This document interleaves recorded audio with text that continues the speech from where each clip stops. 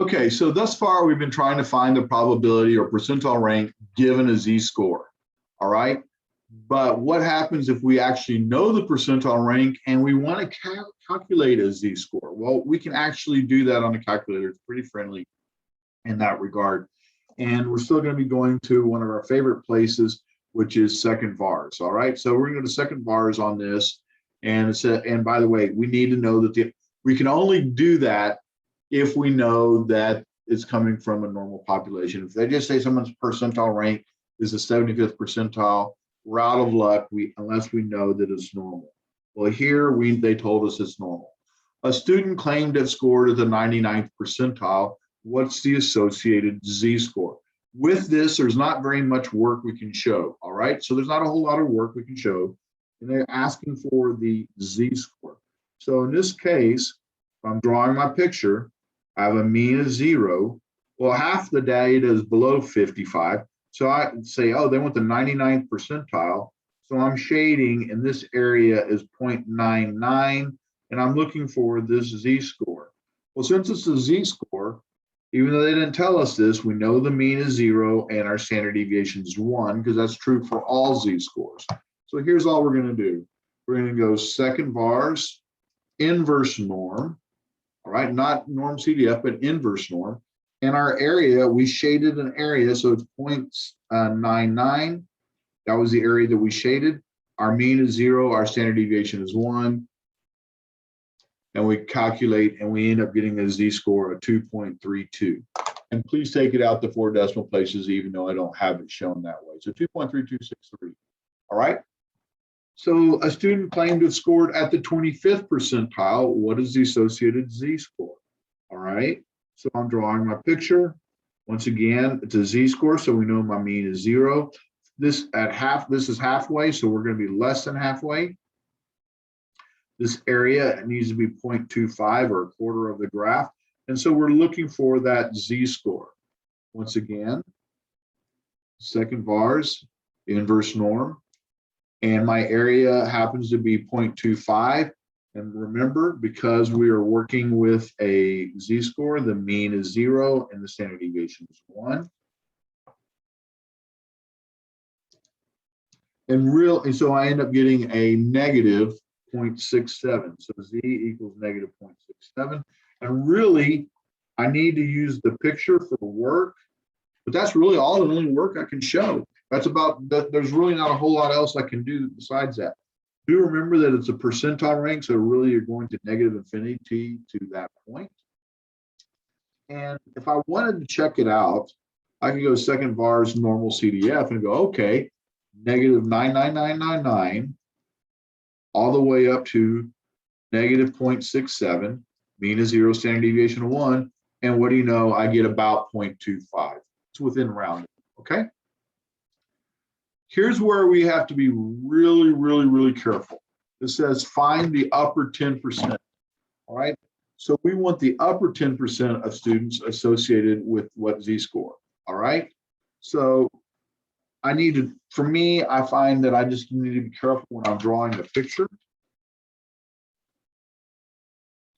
And in this case, my picture is going to look like this.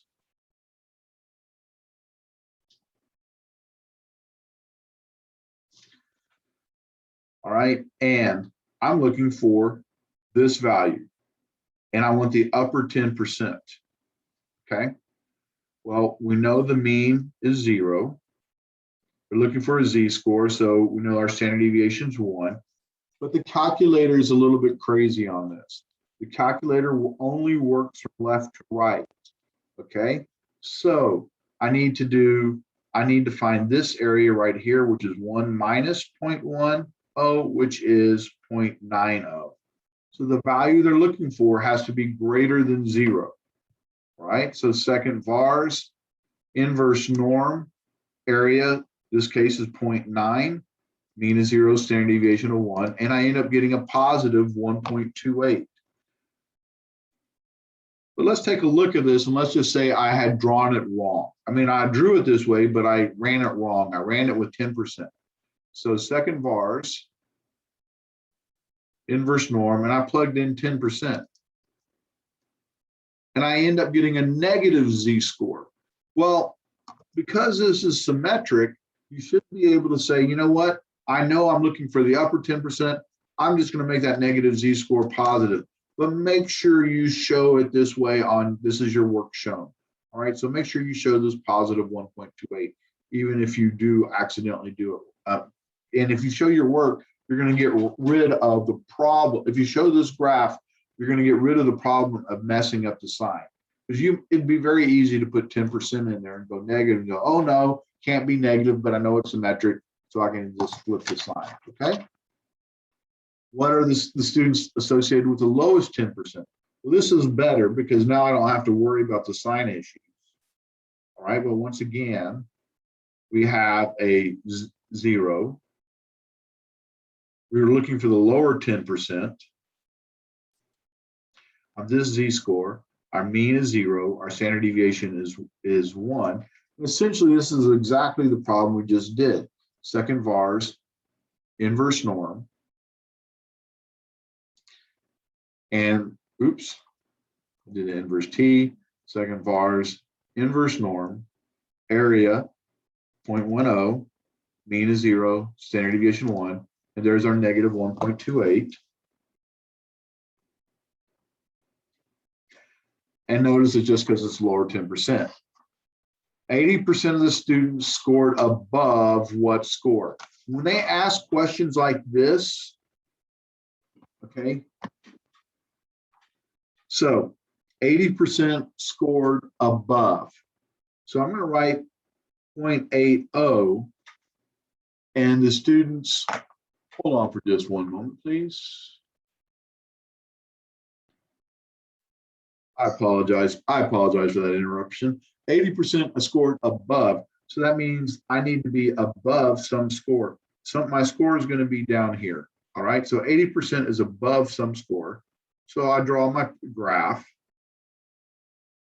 Well, we know this is halfway.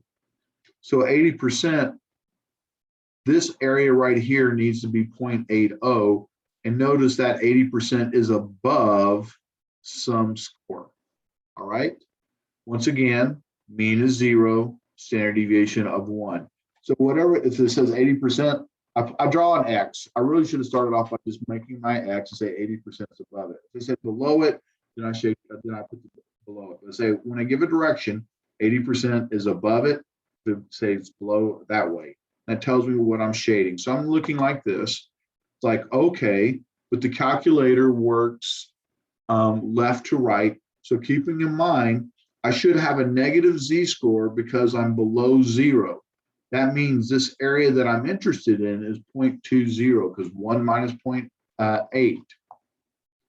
So second vars, inverse norm, 0.2. And I end up getting a negative 0.8416.